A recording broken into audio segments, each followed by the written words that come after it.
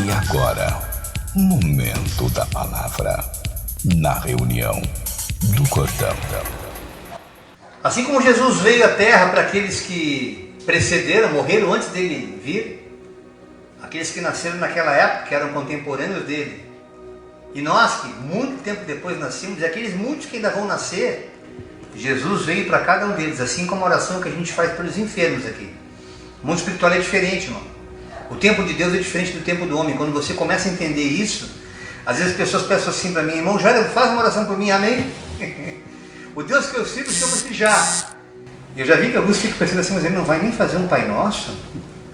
Irmãos, é coisa maravilhosa quando você tem entendimento do que é mundo espiritual. Porque enquanto você está cheio de tabus, cheio de tradições, cheio de si mesmos, né?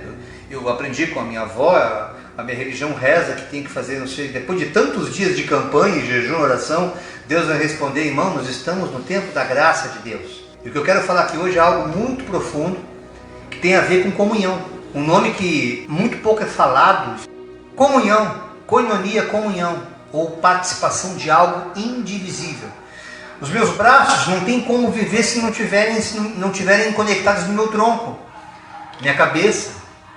É coisa meio básica, mas extremamente didática, para que você perceba que igreja é corpo.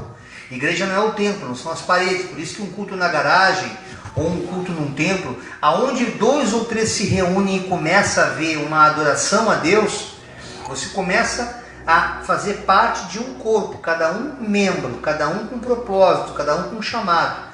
E a koinonia justamente é a profundidade desta comunhão que Deus espera de cada um de nós. Então, para que você entenda que Deus, Ele quer que nós nos relacionemos não apenas com Ele. Tem pessoas que eu rezo em casa para Deus, né? Eu tenho irmãos aqui que têm um carinho especial, eu gosto do jeito que eles tratam a Deus, que meu irmão Celso, né? Eu falo com o meu velhinho. Não importa como você o chame, desde que você reconheça que Ele é o Cristo, irmão. A intimidade, eu chamo a Denise de meu docinho. Quando você chama as pessoas por um apelido, mas reconhece naquele apelido a superioridade, a supremacia, a soberania deste Deus do qual você está falando e adorando, irmão, ele quer ter intimidade, ele quer restabelecer essa intimidade. Não adianta você chamá-lo pelo nome, então somente pelo nome, e não entender que através desta relação você está aprofundando a consciência do Evangelho e você se sente corpo, você começa a se sentir templo do Espírito Santo. Então Deus não quer que nós nos relacionemos somente com Ele, mas que nós nos relacionemos com os outros, irmãos. Essa é uma das razões pelas quais nós nos encontramos. Há igrejas que falam congregar, baseado no Hebreus, que fala congregai-vos, né? Mas esse congregar tem uma conotação diferenciada daquela época. Naquela época nós não tínhamos WhatsApp, não tinha Facebook, não tinha nem o livro Bíblia, não tinha nem o aplicativo. O aplicativo era a memória da pessoa, naqueles fatos que os discípulos viveram corriqueiramente com Jesus, e eles passavam de pai para filho contando: olha, Jesus fez isso, Jesus fez aquilo. Quando você lê os evangelhos, quando você passa a ler os evangelhos, você vê disparidades entre uma coisa e outra, mas o cerne da mensagem sempre é o mesmo, a verdade é uma só, né? Quando Jesus fala: conhecerias a verdade e a verdade vos libertará, é porque conhecer a verdade é conhecer o próprio Jesus. Você conhecendo Ele, como é que era o caráter dele, como é que ele se relacionava, como é que ele pensava, como é que ele agia, isso vai introjetando na tua mente não apenas um caráter, mas o próprio Espírito de Deus. E aí vai tratando a tua mente numa outra dimensão, numa outra consciência, e você vai se tornando igreja, corpo de Deus. Então eu quero rapidamente ler aqui alguns versículos para não enfadar vocês essa noite. Não se preocupe em anotar, não se preocupe em tentar acompanhar com a Bíblia, que eu já boto aqui um esboço para facilitar a dinâmica. Depois eu reedito esse vídeo no YouTube e coloco embaixo as referências para que você possa examinar as Escrituras. Não fique apenas acreditando no que eu estou dizendo. Pega a tua Bíblia em casa, lê depois, compartilha com pessoas que ainda não têm essa compreensão, que não têm esse entendimento, e você vai perceber que com o passar do tempo, esse texto chamado Escritura vai deixando de ser apenas um texto, vai sendo vida. Você vai sentindo aquela presença de Deus, irmão. Você lê um versículo, a lágrima desce.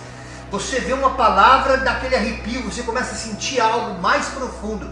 É quando o Espírito Santo de Deus começa de fato a manifestar o poder através da palavra. Romanos, a carta que Paulo escreveu ao povo de Roma, capítulo 12, versículo 5. Assim nós, embora sejamos muitos, formamos um só corpo em Cristo. E cada um de nós é membro um do outro. Esta é a consciência que Deus quer despertar em cada um de nós.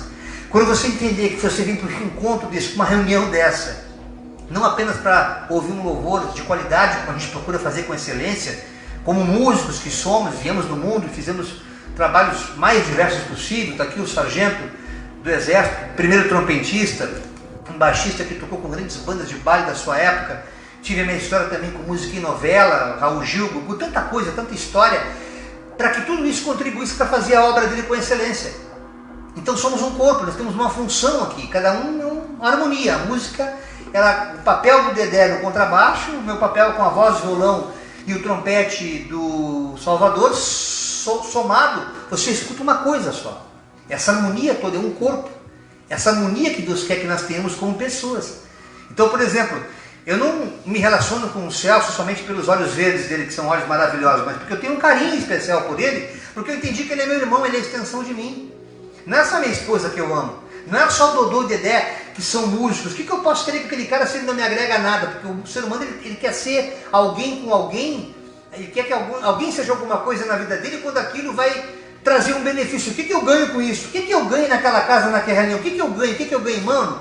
Tu ganha consciência, tu ganha evangelho, tu ganha novidade de vida, tu ganha entendimento do que Deus quer fazer da tua vida, tornar você um templo do Espírito dele. Mas para que você torne-se um templo, você tem que entender que você não é mais você. Abriu o coração para Deus, aceitou ele como o único Senhor da tua vida. Gálatas capítulo 2, versículo 20, Paulo fala: já estou crucificado com Cristo, e agora vivo, não mais eu, mas Jesus Cristo vive em mim.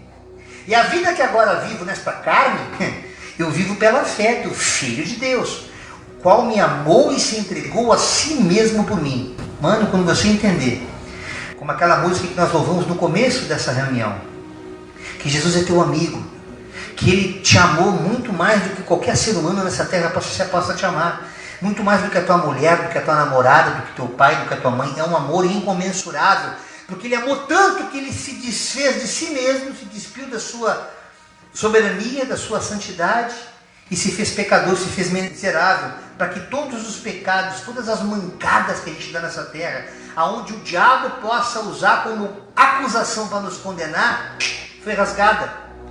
Todo escrito de dívida, irmão, isso é melhor que pagar conta no Serasa. Sabe você que quer fazer um crediário e não consegue fazer porque você não consegue ter o nome limpo? É assim o mundo espiritual. Parece brincadeira, mas é só uma metáfora para você entender o quão profundo é você estar com o teu nome limpo no mundo espiritual, porque nenhuma condenação mais tem sobre a tua vida a partir do momento que você gera essa consciência. Agora não é mais em ti que o inimigo vai querer tocar, vai ter que tocar naquele que está em ti, que é maior, que é o próprio Jesus. Mateus 16, versículos 18 e 19. Pois também eu te digo que tu és Pedro, e sobre essa pedra edificarei a minha igreja, e as portas do inferno não prevalecerão contra ela. Não contra ti, contra a igreja, contra o corpo. O inferno não pode prevalecer.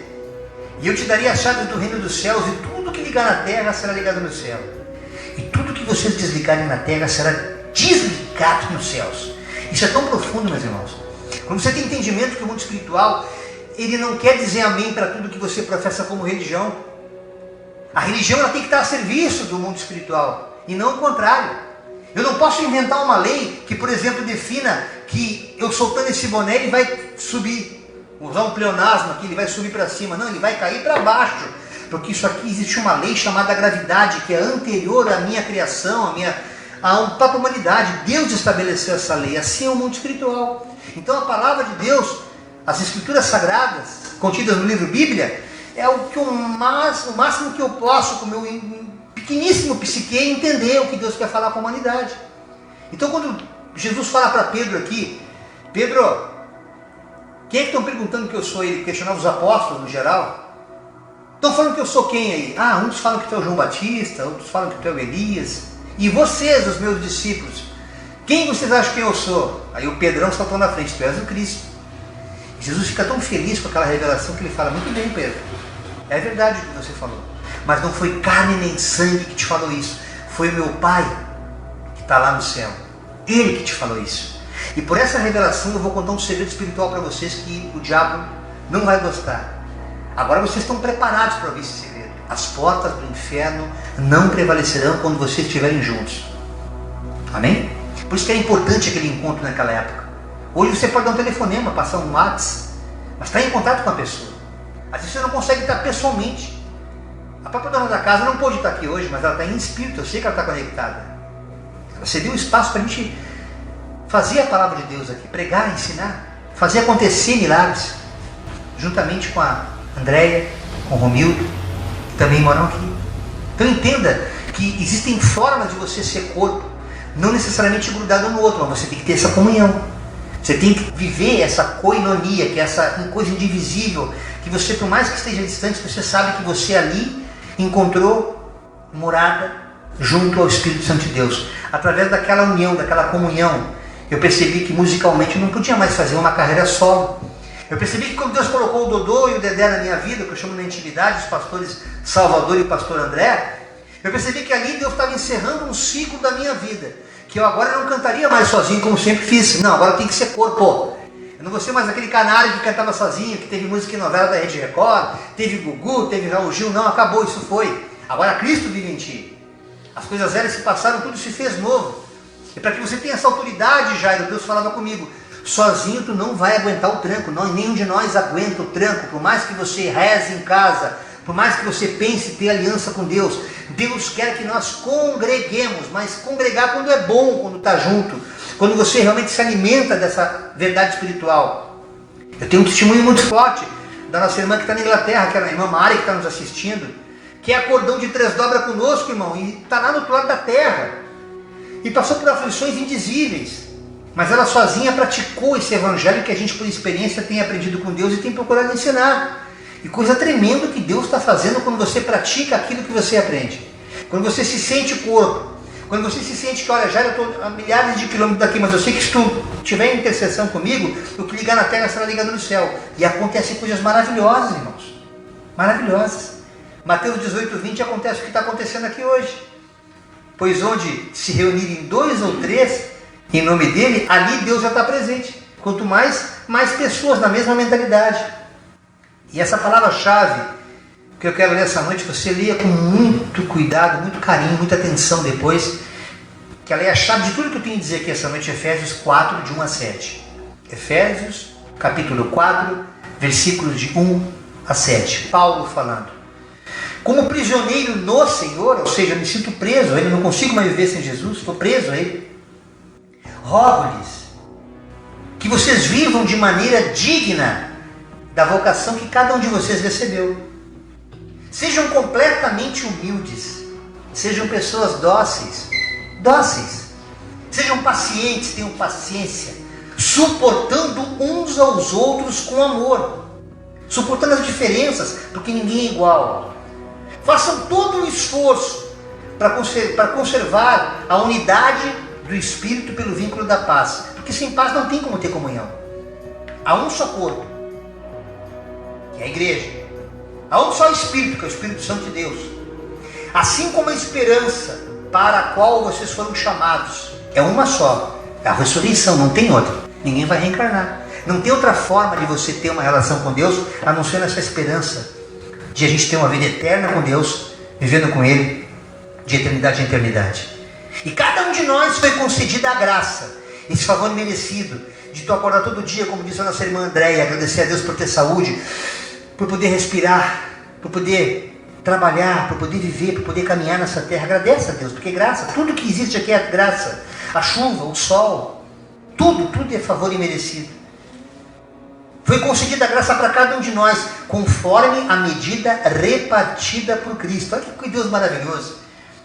Ele não despejou a graça só sobre um de nós. Cada um de nós aqui é beneficiado por essa graça, através de Jesus Cristo. E cumprindo-se o dia de Pentecostes, que era aquela festa cristã, onde comemorava os 50 dias depois de Jesus ter sido assuntado aos céus, estavam todos concordemente no mesmo lugar. Isso aqui é tremendo, irmãos, olha. Cumprindo-se o dia de Pentecostes, estavam todos concordemente no mesmo lugar. Atos, capítulo 2, versículo 1 e 2. Cumprindo-se o dia de Pentecostes, estavam todos de acordo no mesmo lugar.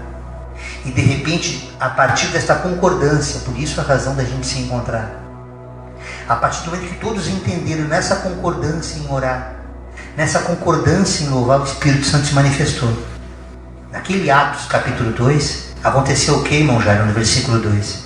De repente entrou pela porta, pela janela, um vento impetuoso e encheu toda aquela casa. Poderia ser essa garagem aqui essa noite.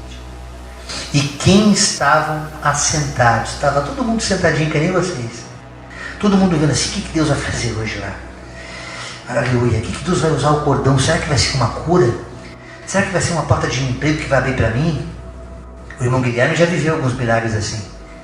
Aleluia, porque ele creu nisso, estava em concordância.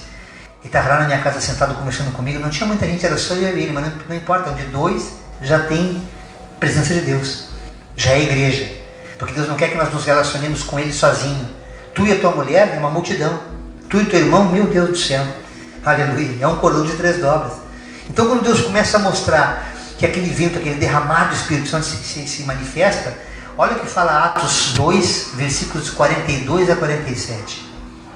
Os apóstolos, os discípulos de Deus, eles se dedicavam ao ensino e à comunhão entre si, ao partir do pão e às orações. Todos estavam cheios de temor. Esse temor aqui não é o mesmo temor que a Andréia falou ali. Aquele temor que Paulo fala a Timóteo para que nós não devamos ter é o medo. É importante a gente entender as Escrituras quando se lê, porque medo e temor são coisas diferentes. O temor é ser temente a Deus, não é ter medo de Deus. Deus não quer que nós tenhamos medo. Lá em João, na primeira carta, o apóstolo fala que o amor lança fora todo medo. Então o medo não vem de Deus. O medo é fé no diabo. O medo é a certeza de que Deus não é suficientemente poderoso para mudar a tua história. Eu estou com medo porque eu sei que, apesar de eu crer em Deus, não tem jeito. Aqui não passa, né, Dedé? Aleluia. Dessa semana eu não passo. Né, Batatinha?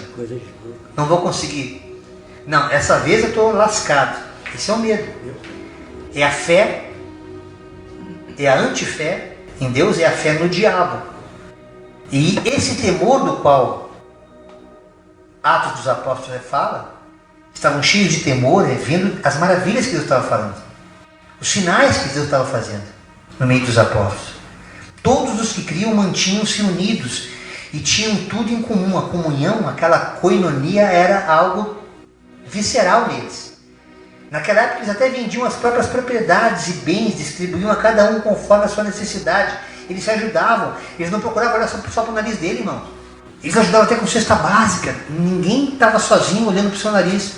Eles não fazem como alguns que vão a um culto ou a uma missa domingo e depois voltam para sua casa, fica no Netflix, se encara a semana inteira.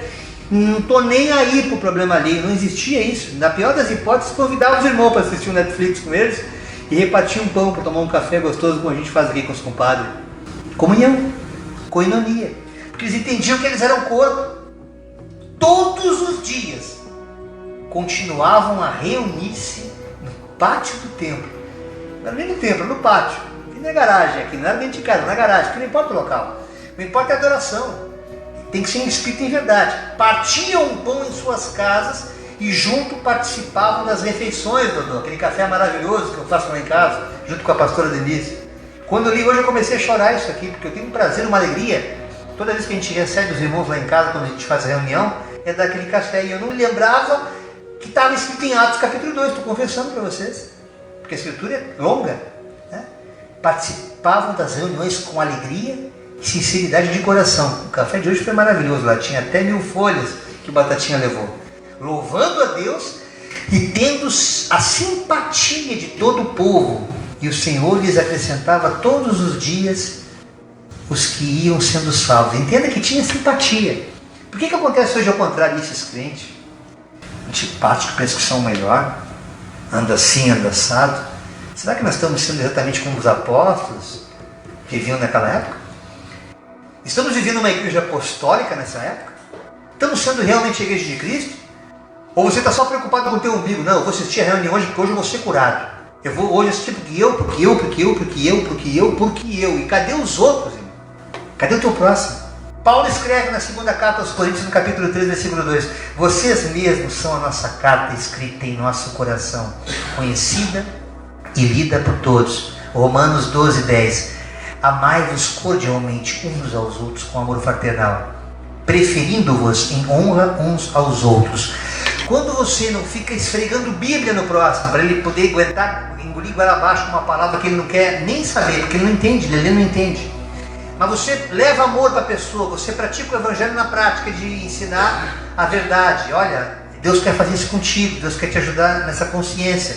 Tu vai nessa direção, as pessoas vão vendo como é que é o teu comportamento, como é que tu te relaciona, como é que tu vive socialmente. Você passa a ser uma Bíblia, um livro vivo, uma carta viva. E aí você começa a viver o que realmente está aqui na palavra, você vai sendo cordial com os outros, como a gente é recebido aqui nessa garagem maravilhosa. Essa cordialidade já é um fruto dessa comunhão.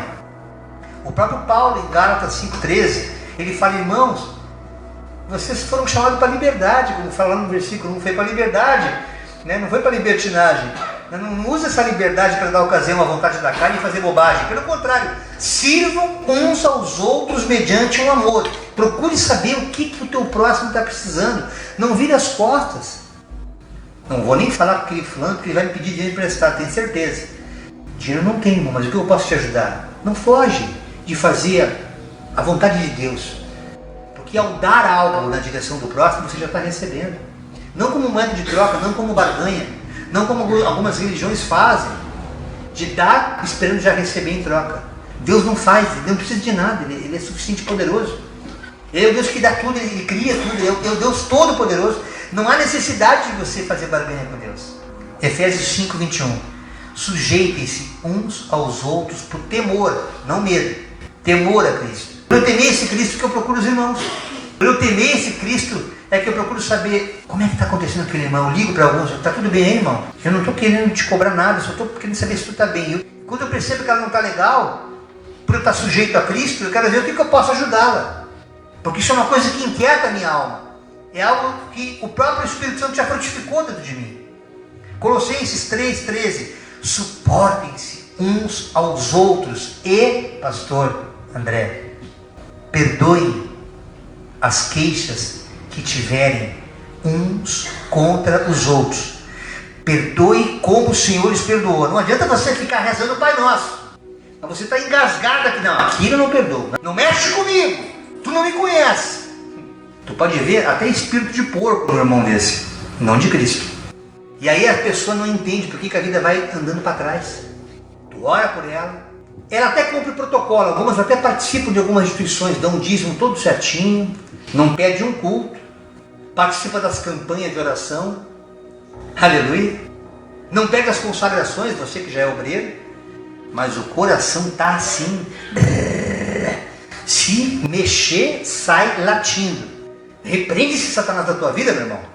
Perdoa e suporta. Deus fala mais uma vez para suportar. Como é que tu vai viver essa coinonia? Como é que tu vai ter essa comunhão? Como é que tu vai ver o agir de Deus em ti, se tu não quer ser corpo, tu quer ser tipo Jack Stripador, só um pedaço do braço andando, que nem aquela família Adams, né?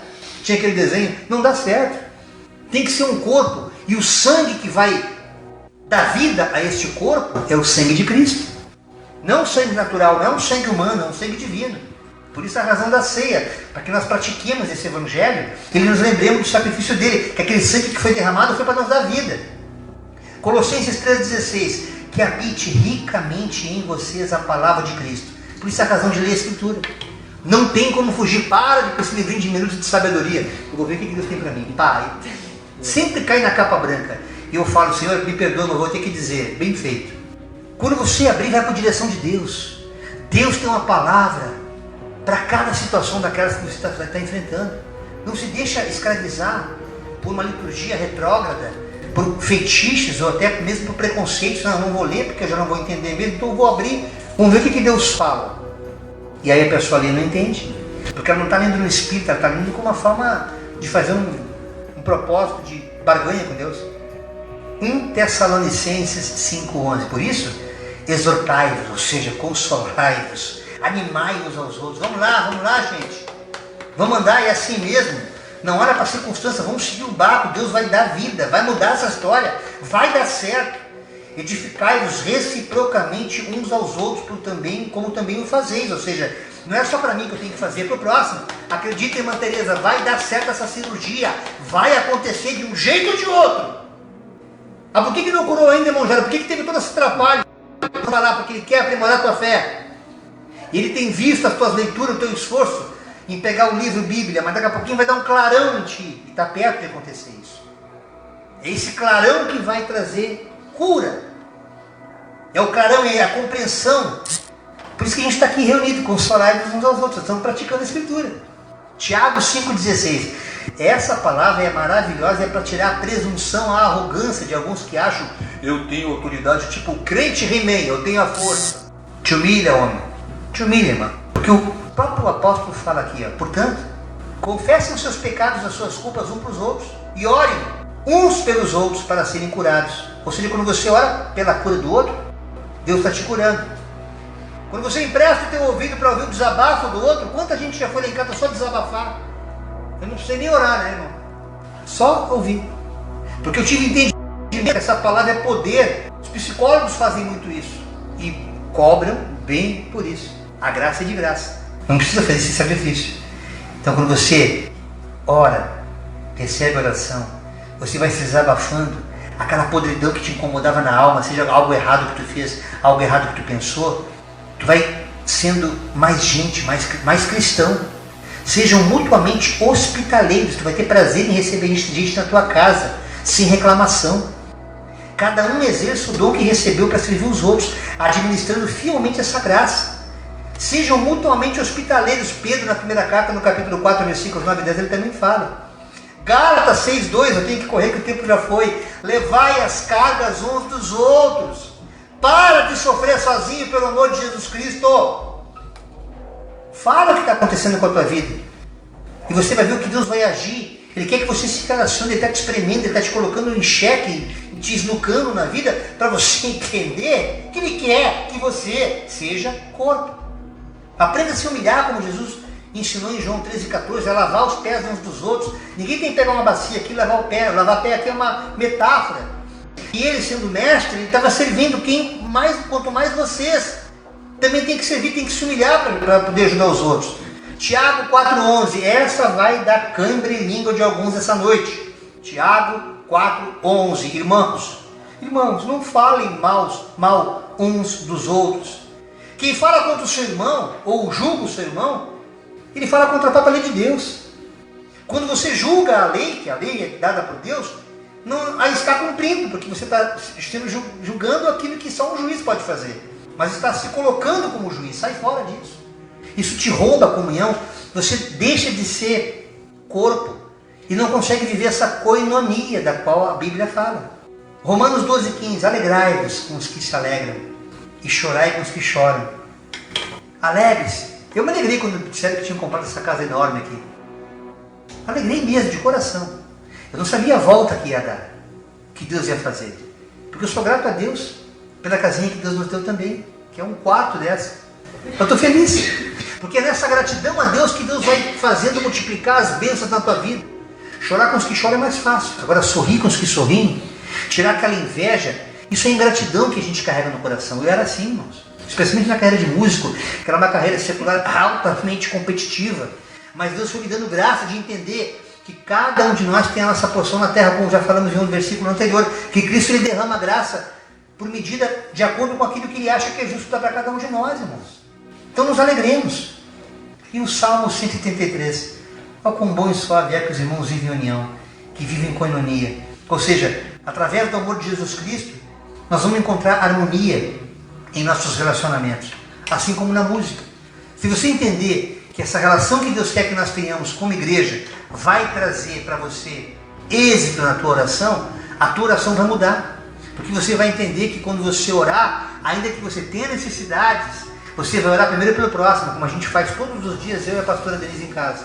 E aí Deus começa a responder. Aí sabe o que vai acontecer contigo? O que aconteceu conosco. Eu encerro a mensagem de hoje com Eclesiastes capítulo 4, versículos de 9 a 12. É melhor ter companhia do que estar sozinho. Porque maior é a recompensa do trabalho de duas pessoas, né? Se um cair, o amigo pode ajudá-lo a levantar-se.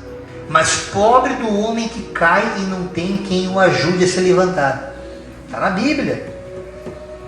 E se dois dormirem juntos, estamos falando de casal aqui, irmãos, vão manter-se aquecidos. Como, porém, manter-se aquecido sozinho?